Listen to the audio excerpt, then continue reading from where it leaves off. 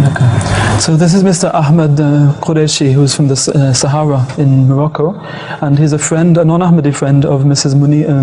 Mansoura Munib Ahmed, who's in the research team. Yes, that's right. So he's come for the first time. He's very happy to be here. And what's his profession? Votre profession? Étudiant. He's a student for the moment. Yes. So he's living Emploi dans le commerce.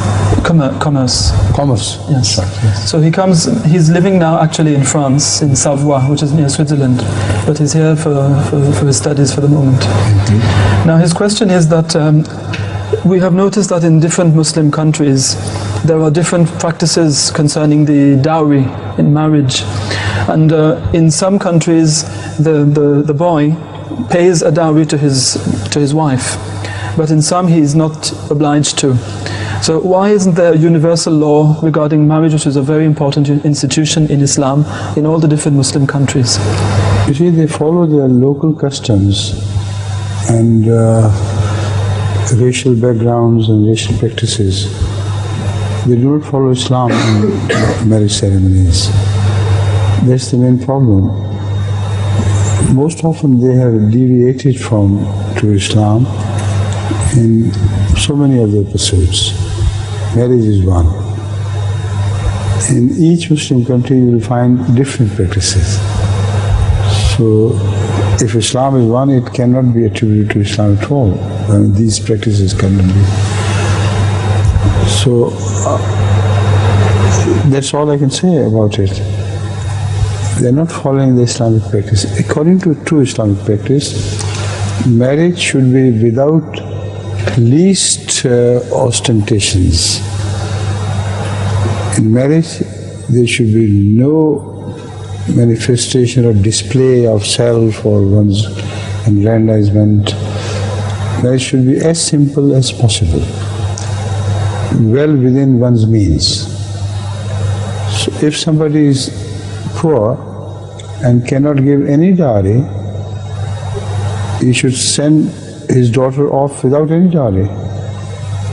And if the husband cannot pay much dowry to his wife, then whatever he has, he can offer. That's all. That is how the marriages of Ahmad and his daughters were carried out, were implemented. And the rest of the Muslim practices which you have just mentioned, they don't mean anything to us.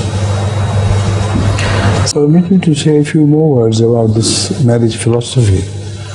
The philosophy is marriage is not economic philosophy at all. It's a human social problem. Men and women must be married to produce offsprings. And as far as their mutual accord or mutual harmony is concerned, according to Islam, that is what should be emphasized. If a husband wants to find a good girl for him, he must go for her religious qualities, her honesty, her loyalty, even more than physical beauty. Because the physical beauty perishes, but these qualities increase with the passage of time. So Islam emphasizes on the spiritual qualities of both husband and wife. And the second emphasis on the unison between the two. They should perfectly agree with each other in habits and their carriage, etc. So this is the philosophy of marriage. It's not an economic problem at all. The economy of husband would remain the same. The economy of the girl would remain the same. If they are wealthy, they are wealthy. If they are poor, they are poor. But they must relate to each other in the most ideal way. So people have turned the issue of marriage into an economic issue. And that too in a very wrong way. They want to display the grandeur and the wealth which they do not possess. So the result is that they always land themselves into trouble. This, I think, will complete the answer to you, because you are a non-Muslim, so you should understand the Islamic point of view very well.